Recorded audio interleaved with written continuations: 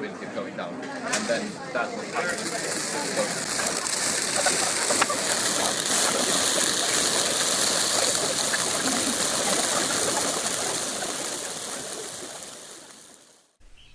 Halo teman-teman, selamat datang di Learning Curve. Itu tadi adalah contoh untuk data yang tersebar atau terdistribusi secara normal. Pembahasan mengenai konsep distribusi normal ini sebenarnya udah pernah dibahas sih, tentang apa itu distribusi normal atau mengenai konsepnya. Ya. Nah, maka di kesempatan ini kita akan lebih aplikatif, yaitu bagaimana menggunakan bahasa pemrograman Python untuk mengecek apakah suatu data itu berdistribusi secara normal atau tidak.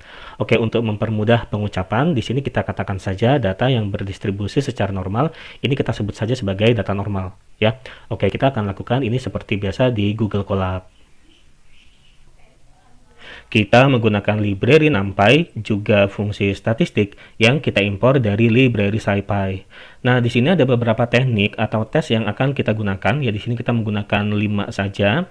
Jadi ada Shapiro-Wilk test, di Agustino Chi-square test, H-Kubera test, Chi-square test, dan Anderson-Darling test. Kemudian diingat lagi konsep mengenai H0 dan H1. Ya, jadi H0 itu adalah belief atau zona nyaman atau apa yang kita yakini benar pada awalnya. Nah, untuk kasus distribusi normal ini, pastikan pada awalnya kita menganggap bahwa data itu ya normal-normal aja gitu ya. Nah, itulah yang dikatakan H0, bahwa datanya ya normal-normal aja gitu atau berdistribusi secara normal. Ya, jadi H0 akan mengatakan bahwa datanya berdistribusi secara normal, atau bahasa lainnya untuk data yang berdistribusi secara normal itu adalah Gaussian distribution ya. Oh ya, di sini kita menggunakan kata mungkin karena kita tidak tahu bahwa sampel data yang kita punya itu seberapa mewakilinya ia terhadap populasi. Ya, jadi baiknya sih kita menggunakan kata mungkin saja. Ya, jadi H0 itu akan mengatakan bahwa mungkin datanya itu berdistribusi secara normal. Kemudian H1 itu akan mengatakan hal yang berlawanan dengan H0 ya. Dia mengatakan mungkin datanya itu tidak berdistribusi secara normal. Oke, kemudian apa itu statnom? Nah, jadi maksud dari kode ini ya, statnom di sini, kita akan mengenerate atau menghasilkan suatu data yang mana data tersebut itu random ya. Data tersebut itu berdistribusi secara secara normal. Kemudian data itu akan memiliki nilai rata-rata yang sama dengan di sini ya, yaitu 0, dan simpangan bakunya itu sama dengan di sini, yaitu 1. Ya, lalu RVS di sini ini adalah random variate sample. Jadi nanti kita akan menghasilkan data yang secara random, secara acak ya, seperti itu. Kemudian data tersebut itu terdiri dari 5 buah nilai ya. Atau biar lebih jelas, coba kita print aja ya, kita jalankan selnya. Nah, ini data yang kita generate ya, di sini ada 5 ya, karena kita ketik di sini 5 ya, ada 1 2 3 4 5. Silakan teman-teman buktikan sendiri apakah benar ini rata-ratanya itu sama dengan 0 dan standar deviasinya sama dengan 1 ya. Oke, ini nggak mesti 0, nggak mesti 1 sih. Jadi ini kita pilih aja ya, misalkan rata-ratanya di sini 0, ini standar deviasinya ini 1. Ya, seperti itu. Silakan teman-teman kalau mau ganti ya nggak apa-apa ya. Jadi misalkan di sini 0-nya diganti 3 ya, berarti nanti rata-ratanya jadi 3. Karena kode ini menghasilkan data secara random, maka tiap kali kita print, itu akan menghasilkan data yang berbeda-beda. Nah, diingat lagi deh, di sini kan ini 0,51 ya. Ntar kalau misalkan kita print lagi, maka nanti lain lagi deh nilainya. Nah, ini jadi 1,54. Tapi tetap sih, meskipun berbeda-beda, rata-ratanya tetap 0, standar deviasinya tetap 1.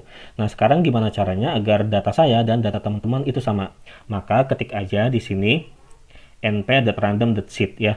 Nah, perhatikan bahwa seandainya di sini saya mengketik angka 3, maka teman-teman juga harus ketik angka 3 ya, agar data saya dan data teman-teman itu sama. Kalau nanti di sini saya ketik 7 ya, berarti teman-teman harus ketik 7 juga gitu. Nah, jika kita lakukan hal ini ya, maka nanti data yang kita hasilkan itu tetap ya. Nah, ini tetap nih, ini kan 1,7, ini 0,43, coba diingat ya. Ntar kalau kita print lagi apakah tetap hasilnya 1,7, ini 0,43. Tuh, tetap sama ya, seperti itu. Oke, maka pada pembahasan kali ini untuk contohnya atau untuk datanya ini kita buat sendiri aja. Oke, coba kita buat sendiri aja. Jadi di sini kita membuat variabel yang bernama data normal. Di dalam data normal ini berisi data yang terdistribusi secara normal ya, rata-ratanya 0, standar deviasinya 1. Kemudian agar lebih realistik ini nilainya kita banyakin aja ya, ada 200 nilai. Juga kita membuat variabel yang bernama data Poisson ya. Di dalam variabel ini berisi data yang tidak normal. Ya, dalam hal ini datanya itu mengikuti distribusi Poisson. Oh ya, kalau untuk distribusi Poisson ini parameternya cuma ada satu sih. Ya, beda halnya dengan yang distribusi normal tadi. Ya, ini dia parameternya ada dua, yaitu rata-rata dan standar deviasi. Nah, kalau untuk distribusi Poisson parameternya ini cuma ada satu.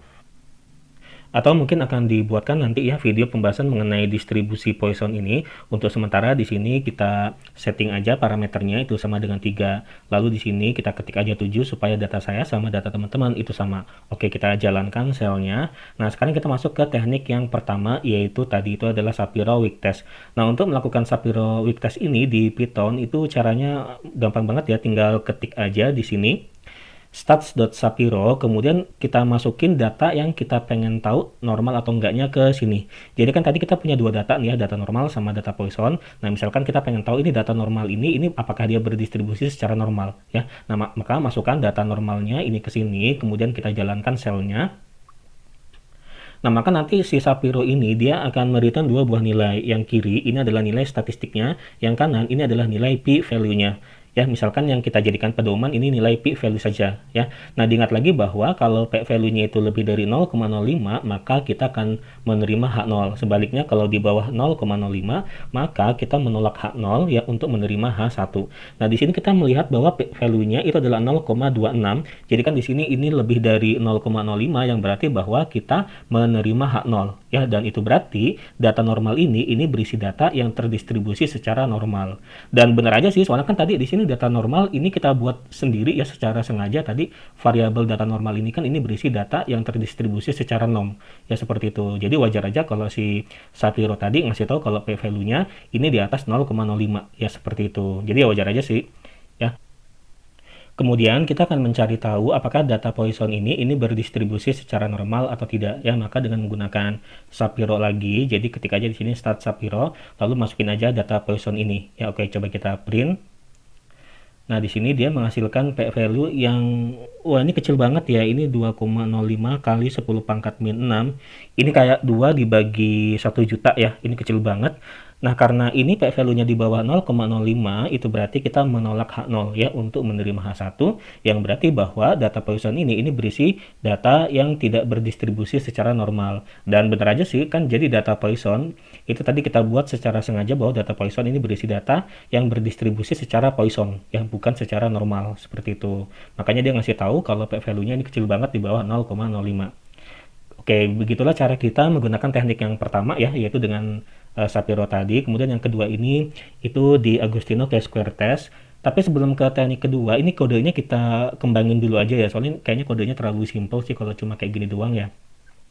Nah, atau bisa kita buat juga kodenya seperti ini ya. Jadi kan statistik Shapiro data normal ini kan dia mereturn dua buah nilai ya. Nah, ini kita unpack jadi nilai yang pertama ini kita masukin ke variabel nilai statistik. Yang kedua ini kita unpack, kita masukin ke variabel yang bernama p-value ya. Oke, ini datanya data normal, sehingga ketika kita print p-value-nya ini, maka nanti dia akan mereturn nilai ini ya, 0,26 tuh ya, 0,26 seperti itu. Atau kita juga bisa menggunakan if statement ya, statement if seperti ini. Oke, jadi ini kita unpack dulu ya.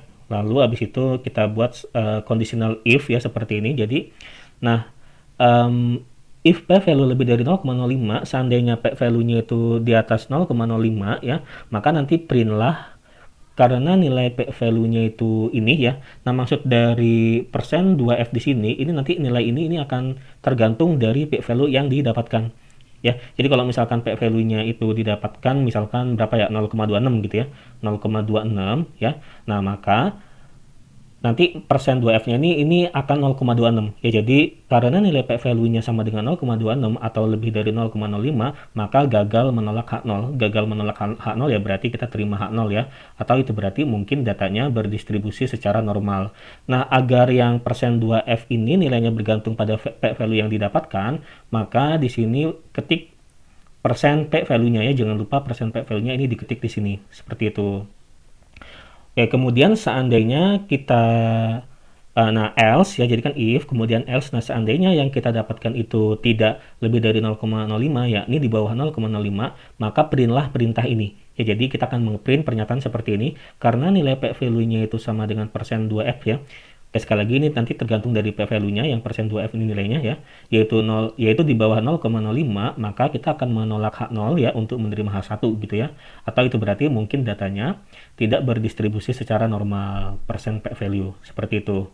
Oke, coba kita jalankan kodenya ya. Kita jalankan kodenya. Di sini kita masukin datanya.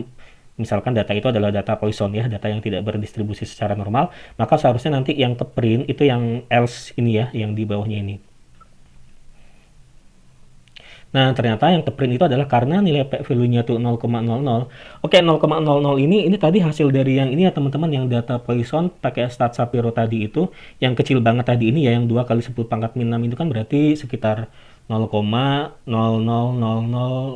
ya. Nah, itu kan kecil banget tuh. Itu kalau misalkan di buletin jadinya ya ini 0,00.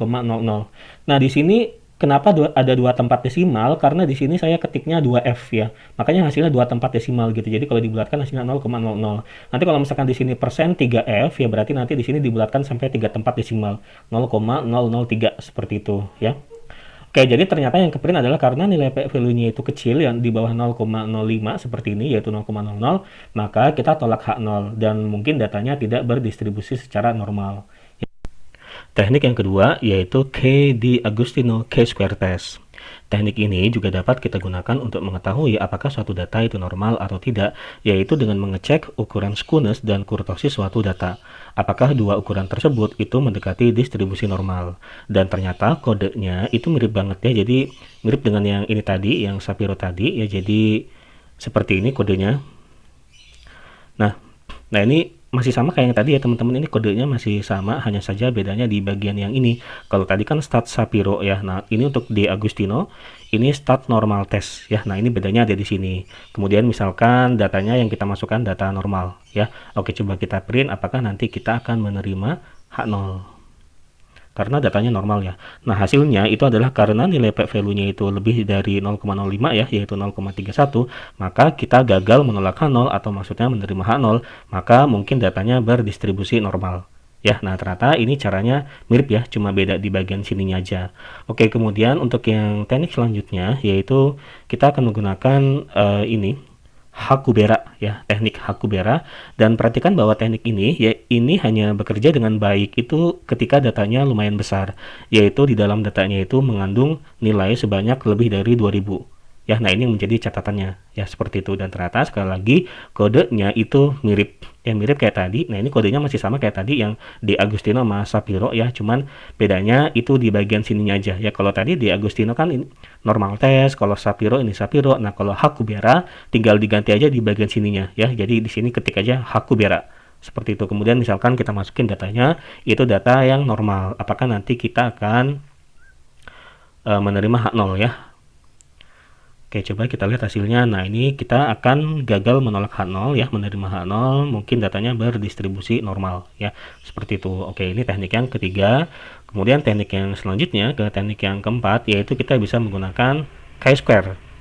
Nah, ini chi-square sebenarnya ini agak jarang ya digunakan, tapi kita juga bisa gunakan dia untuk mengetahui apakah datanya itu normal atau tidak, seperti ini. Dan kodenya masih sama lagi ya, cuman bedanya sekali lagi di bagian sini aja nih. Jadi kalau yang sebelumnya itu kan Hakubera, nah kalau yang ini chi-square. Oke, kita lihat apakah chi-square akan mengatakan bahwa datanya berdistribusi secara normal. Nah, dia bilang katanya karena nilai p value-nya itu 1 lebih dari 0,05, gagal menolak H0, mungkin datanya berdistribusi secara normal. Berarti sesuai ya dengan sini, kita akan memasukkan tadi datanya ini data normal. Nah, kemudian ada teknik yang lainnya lagi.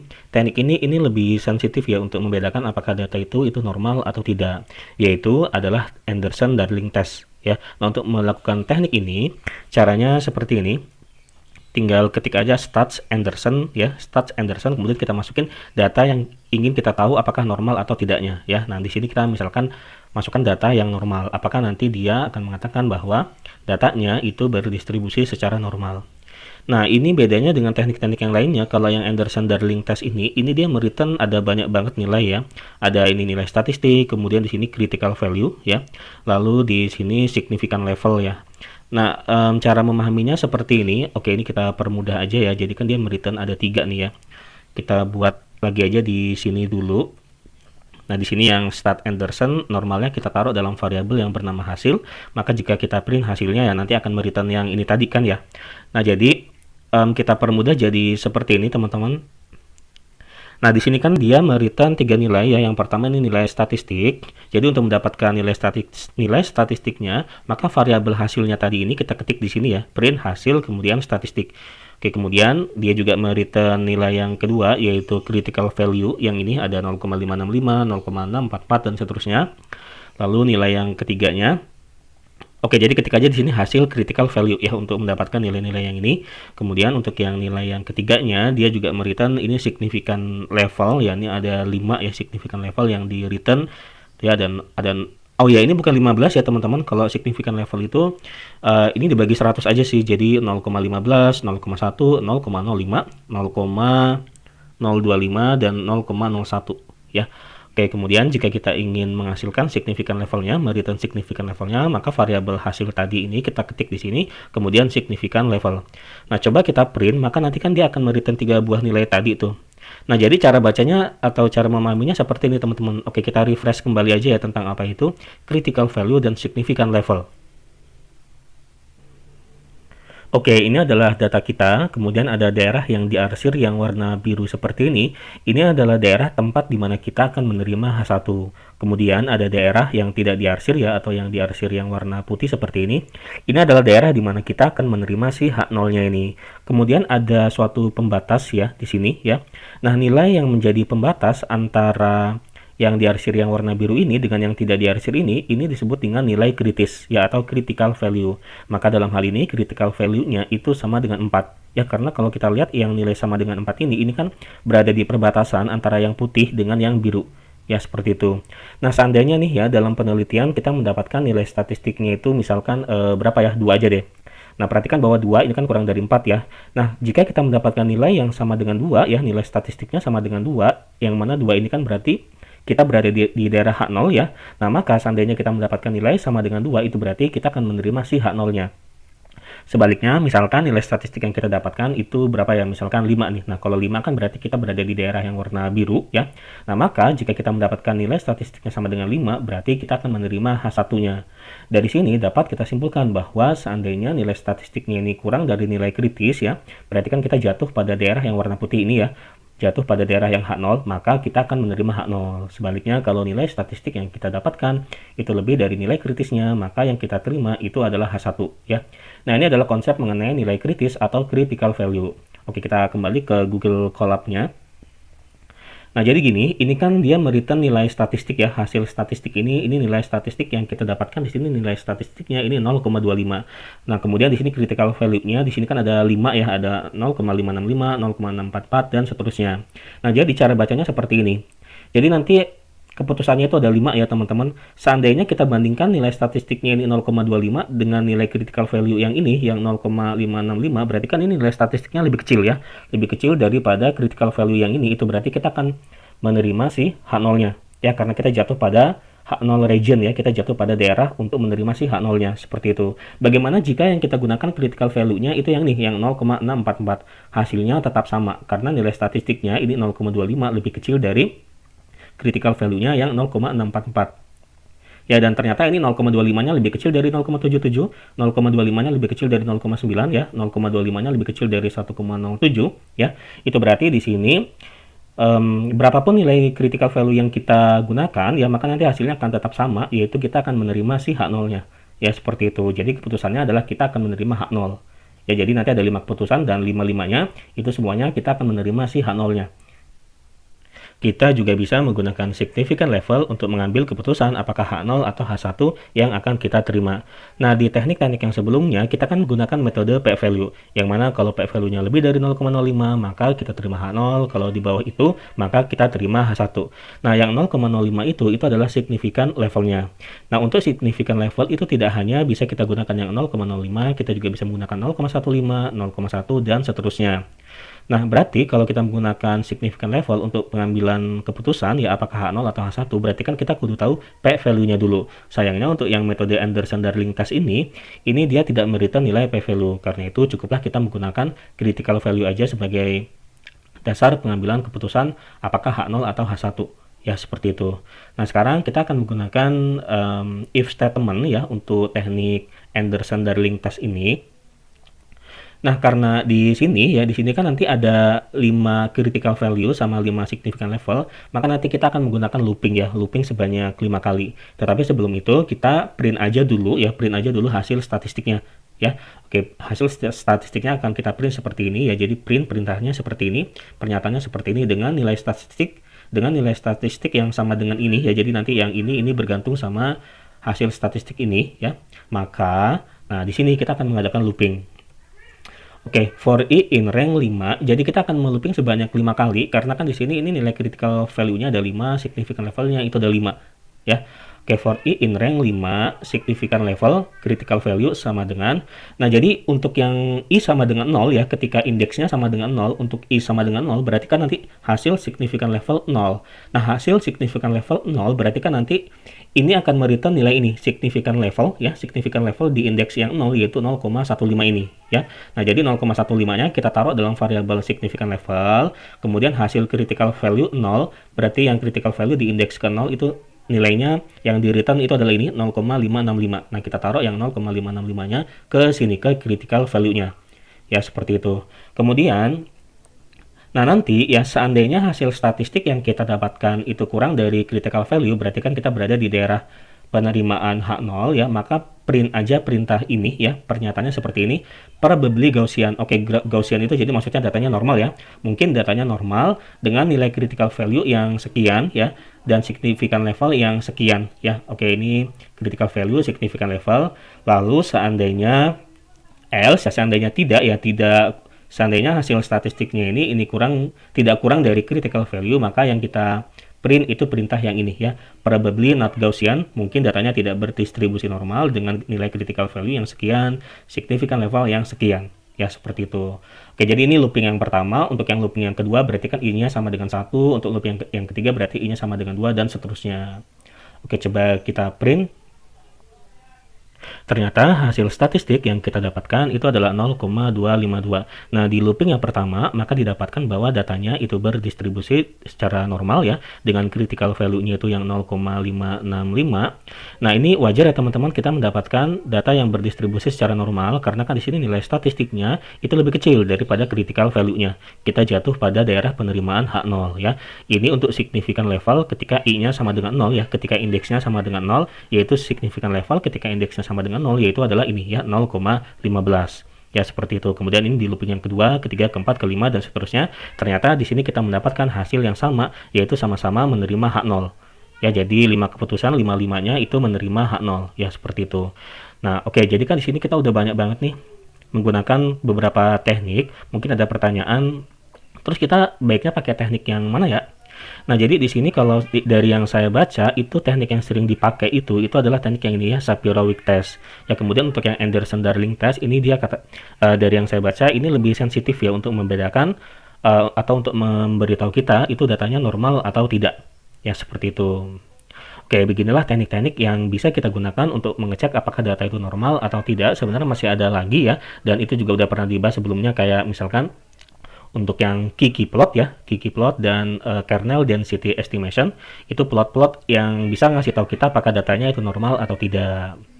Sampai jumpa di video berikutnya.